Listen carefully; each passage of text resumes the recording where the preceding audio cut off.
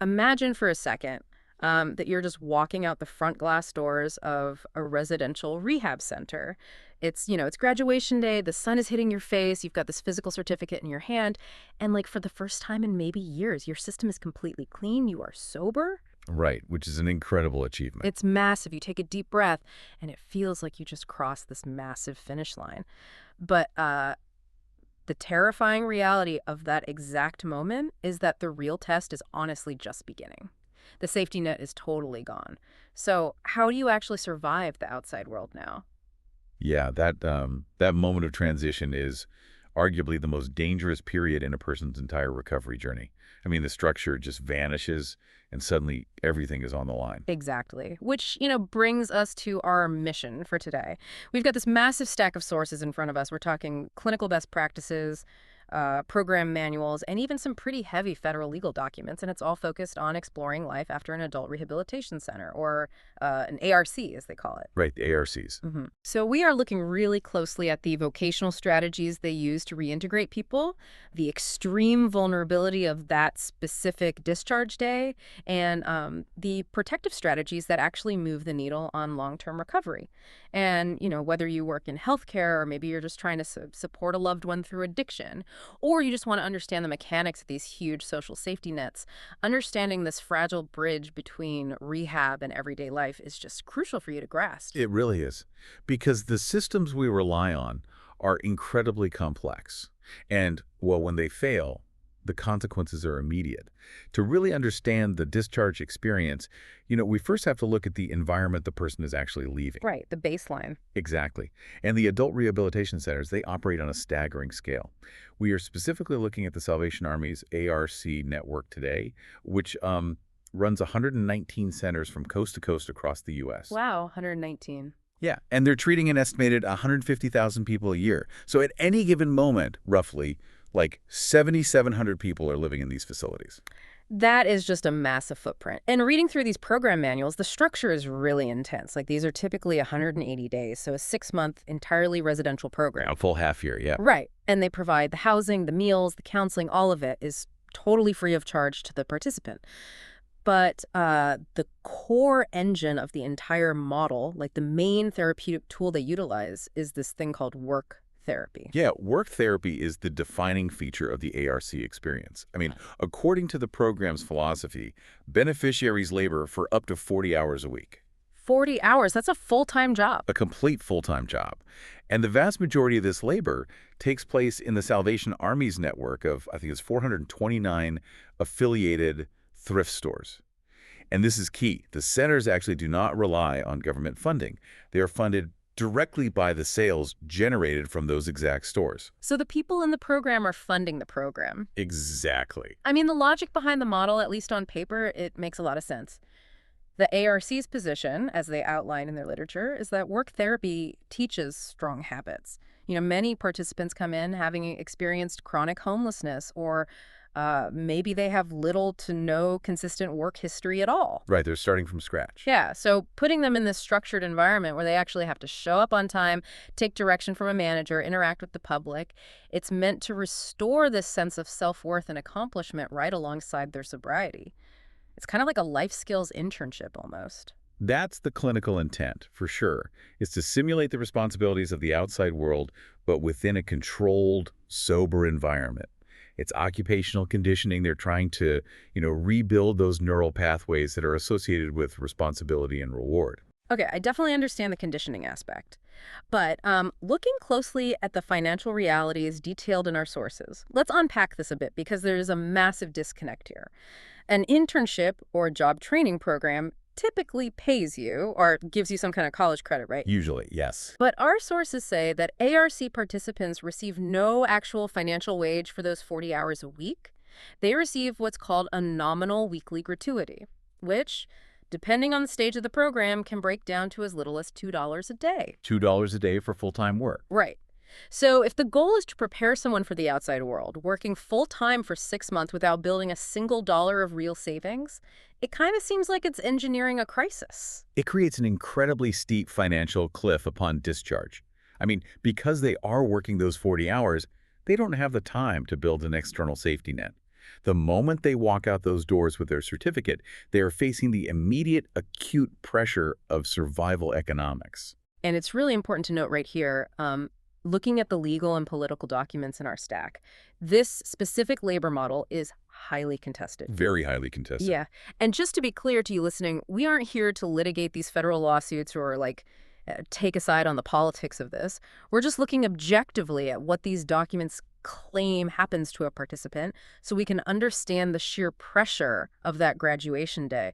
But man, the allegations are intense. They really are. I mean, we are looking at litigation, including this major class action lawsuit handled by the firm Cohen-Milstein, arguing that this model crosses the line into forced labor. Yeah, forced labor. Some critics in the sources even explicitly use the term slavery. The legal argument centers on the fact that participants are paid a tiny fraction of minimum wage, and crucially, program rules often forbid them from searching for an outside post-ARC job until the very final stages of their residency. Because if they are out, interviewing for outside jobs. They aren't staffing the thrift stores that fund the center. Exactly. The model falls apart. Precisely. And the lawsuits allege that this dynamic puts graduates in an impossible position, basically leaving them penniless and jobless on day 181. And we have to factor in the demographic reality here, too. Right. Who are the people actually in these programs? Well, many of these participants are court-ordered to be there as an alternative to incarceration. Or, they enter the program directly from the streets. So if they leave early or if they're discharged for failing to meet their work quotas, the default outcome might literally be returning to a prison cell or returning to a park bench. Wow. And that structural pressure, it seems to manifest directly in the data. While some centers report, higher success metrics, the sources highlight the Charlotte, North Carolina ARC, which reported a graduation rate of just 12%. 12%. That is a staggering attrition rate. It's huge. I mean, it is far below the 30% graduation rate often observed in other work-based rehab programs. And when you look at that 12% figure, you really have to ask, what on earth happens to the other 88%? That's the scary part. And even if a graduate manages to be in that 12%, right, but they leave the facility without enough savings to even put down a security deposit on a really cheap apartment, that financial panic just has to be a massive trigger for relapse. Like, the stress of immediate poverty would overwhelm almost any coping mechanism you learn in therapy. Oh, absolutely. And the medical community broadly recognizes that exact phenomenon. Yeah. Financial panic and housing instability are absolute catalysts for relapse, which is why modern behavioral health frameworks are fundamentally redesigning the exit strategy now. Okay, so how are they doing that? Well, the focus is shifting from simply celebrating the graduation to aggressively engineering the landing. I like that. Let's dig into that engineering. So we've got these documents from Magellan Healthcare detailing this framework called Project RED, which stands for Re-Engineered Discharge.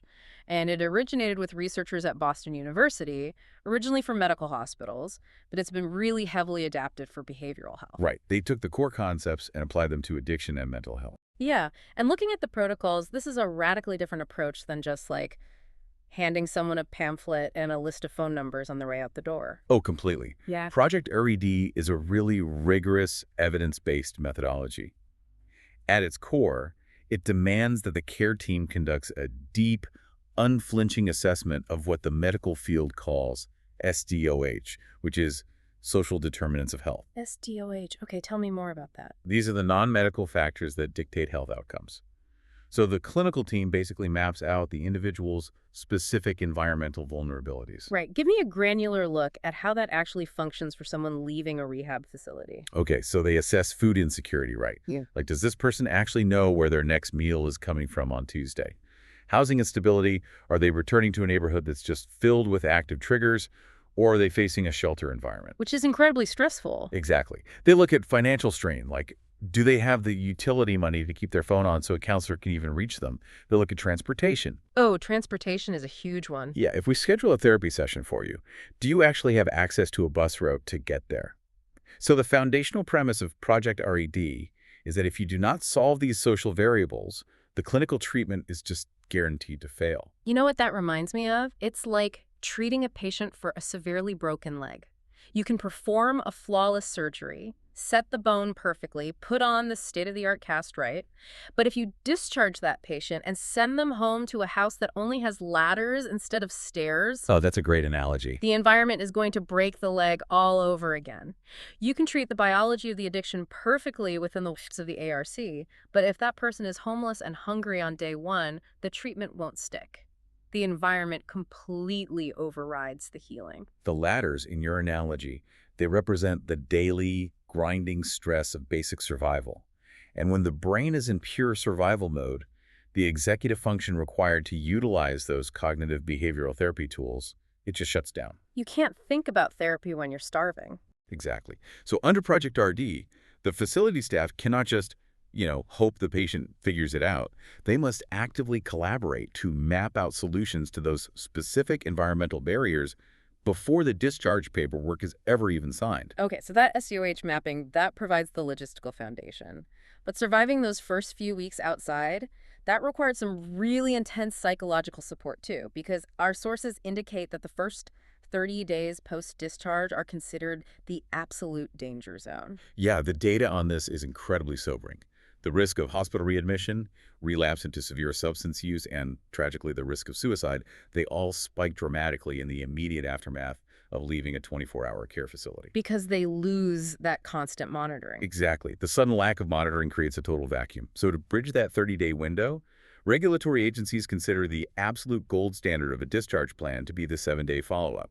Yeah, the sources are very, very specific about this. It requires the graduate to have a behavioral health appointment scheduled within 7 days of leaving the facility, not just a referral, an actual scheduled appointment. But why is that 7-day mark like the magic number? Well, psychologically, a person who is newly discharged is battling severe cognitive load. They're overwhelmed by the sensory input of the outside world, the stress of finding work, and of course, the physical cravings. It's just too much all at once. Right. And if a rehab center simply gives them a referral, piece of paper with a phone number and a suggestion to call a clinic. Good luck navigating the phone tree. Exactly. Yeah. The administrative friction of navigating automated phone trees and waiting lists is just too high. They will abandon the effort. So a 7-day follow-up must be a concrete appointment. A clear date, a specific time, and the actual name of the clinician booked with the patient while they are still sitting safely inside the rehab facility. So it's locked in before they even step outside. Yes, it provides an immediate, immovable anchor in their first week. That makes total sense. You are completely removing the executive dysfunction barrier. But, a single appointment on a Tuesday morning doesn't necessarily protect them on a Friday night when things get tough. Looking at the protective strategies implemented across these models, they rely pretty heavily on these customized safety nets. Like the ARC program utilizes a series of interactive journals with titles like Relapse Prevention and Life Management and What Got Me Here. Yeah, those journals serve as a localized, constant companion. They force the beneficiary to engage in active self-reflection rather than just passive reading. Right, it's not a textbook. No, it prompts the individual to write down their specific financial anxieties, their interpersonal triggers, and their personal strategies for stress management.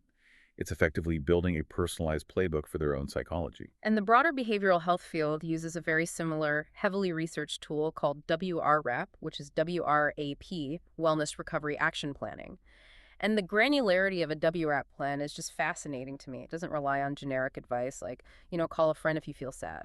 Right, that's rarely helpful in a real crisis. Exactly. It forces the individual to dissect their own crisis trajectory by identifying early and later warning signs. And that distinction between early and later warning signs is absolutely critical for interrupting the relapse cycle. How so? Give me an example of an early sign. So an early warning sign is often a really subtle behavioral shift. It might be something like, I've stopped returning text messages from my sponsor, or I'm sleeping 14 hours a day, or even, I am endlessly obsessing over my lack of money. Okay, so it's a shift in baseline behavior, but not necessarily a direct craving yet. Right, but a later warning sign indicates the crisis is actively escalating.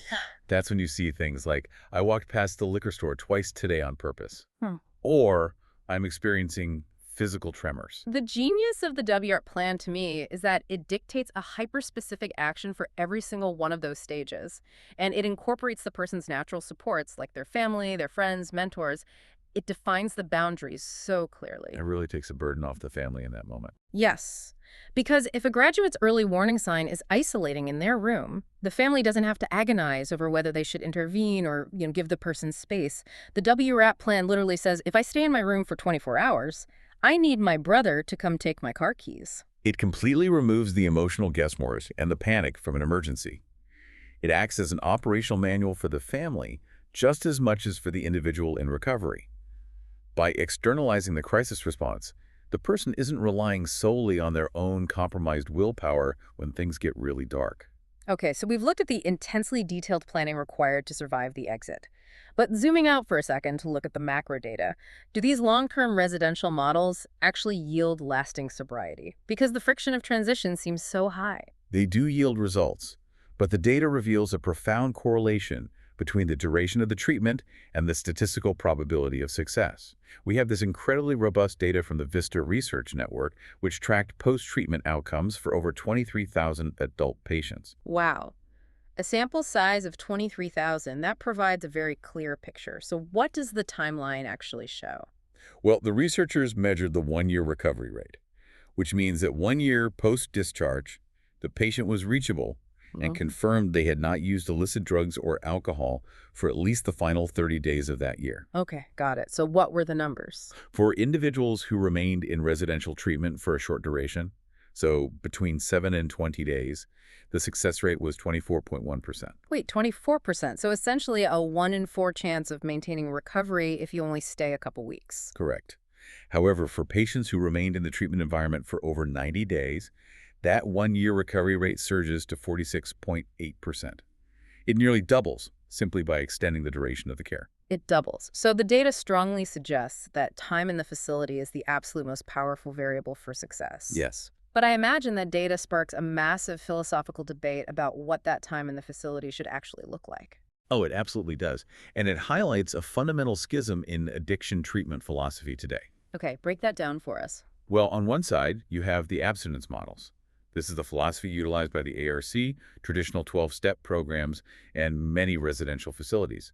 The strict requirement is the 100% cessation of all substance use. Perfect sobriety is the only acceptable metric of success. Which, I mean, that aligns with the traditional public understanding of rehab, right? You go in to get completely clean. Exactly. And for a significant portion of the population, that strict boundary is exactly what saves their life.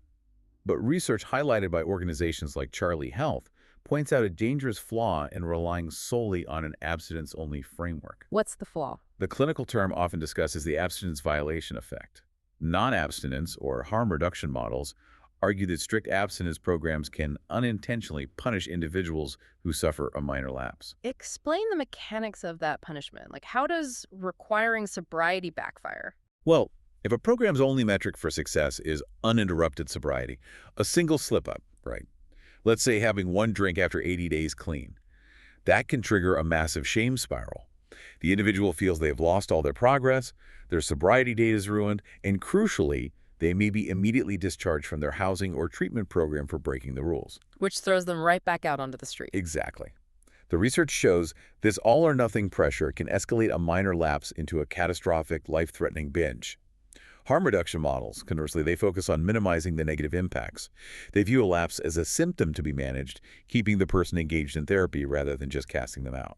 You know, looking at the data on treatment length, specifically that 90-day turning point, and comparing it to the vulnerabilities of discharge, it paints a picture of these residential facilities as an incubator. Like, if you have a premature baby, the incubator provides this perfectly temperature-controlled, highly oxygenated environment where they are safe from infection. The ARC, with its rigorous work therapy and strict abstinence rules, is basically trying to be that incubator for a person's shattered executive function. That's a great way to look at it. And the longer the person stays inside that incubator, the more their psychological immune system recovers, as the VISTA data clearly proves. But the tension is that eventually the incubator has to open. If you force someone out of the incubator before their system is fully developed, or if you push them out without a meticulously engineered WRAP plan and secure housing, they are going to catch pneumonia the second they hit the outside air. Right. Because the outside world does not care how many hours you worked in a thrift store if you can't pay your rent. The transition from the incubator to the real world is where the entire system experiences its greatest stress fractures. I mean, work therapy is a controlled simulation, but it just cannot replicate the chaotic variables of independent survival. So synthesizing all of these sources, life after graduating from an ARC or any intensive residential program is essentially a high wire act without a net. You are tasked with balancing the occupational habits and the sobriety you developed inside against the crushing realities of financial strain, housing insecurity, and honestly, potential isolation on the outside. And the only mechanisms proven to actually keep an individual on that wire are deeply personalized discharge plans, plans that map out every social determinant of health and are anchored by the immediate accountability of a 7-day clinical follow-up. Right.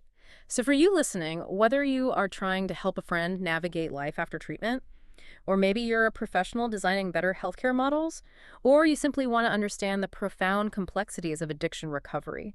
Recognizing how this machinery operates is the mandatory first step. You cannot fix the bridge if you refuse to look at where the concrete is crumbling. Which leaves us with a necessary question to consider, really, regarding how we allocate our energy and our empathy. Oh, what's that? Well, as a society, we celebrate the intervention, Yeah. right? We pour massive amounts of funding and emotional energy into getting people into rehab. But if the clinical data undeniably proves that the first 30 days after rehab are the deadliest and most vulnerable period of a person's entire life, should we be radically rethinking our approach? hmm Like, instead of exclusively funding the 180 days inside the facility, perhaps the true solution lies in heavily funding what happens on day 181. Day 181. The moment you walk out those glass doors, the sun hits your face, that certificate is in your hand, and the real fight for survival finally begins. Something to think about.